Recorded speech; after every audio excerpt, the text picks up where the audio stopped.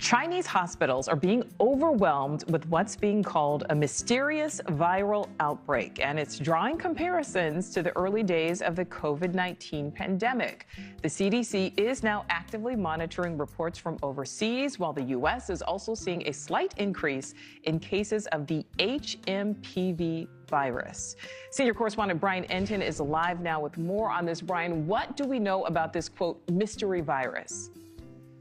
Well, you know, Nicole, anytime something like this pops up in China, for obvious reasons, we all get a little bit worried. The CDC says they are keeping track of a rise in Hmpv in China, and that the U.S. has also seen an increase in cases. Now, Hmpv, it stands for metapneumovirus. Chinese media is reporting more cases among children 14 and under. Now keep in mind, this is Chinese state media that's coming out with these reports, so it's unclear exactly how accurate the numbers really are. Obviously, we know we can't fully trust everything that comes out of the Chinese media. The CDC says the numbers in America remain at pre-pandemic levels, which is a good thing. In a statement to News Nation, the CDC says they are aware of reported increases of Hmpv in China, and they're in regular contact with international partners and monitoring reports of increased disease.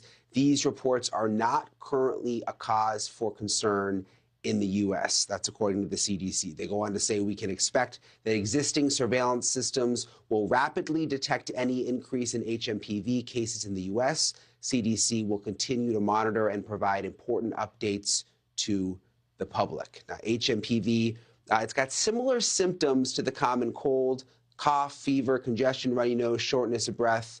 Most kids get the disease by the time they are 5, but it does cause some hospitalizations. That's the reason this is a concern. 20,000 kids end up in the hospital with it every year, and it can be very dangerous for very, very young kids, for babies, and also for the elderly. There is no cure or vaccine for the disease right now, but there are pharmaceutical companies working on a vaccine, and obviously everybody's keeping an eye on exactly what's happening in China. Nicole? Yeah, absolutely. All right, Brian Entin, thank you.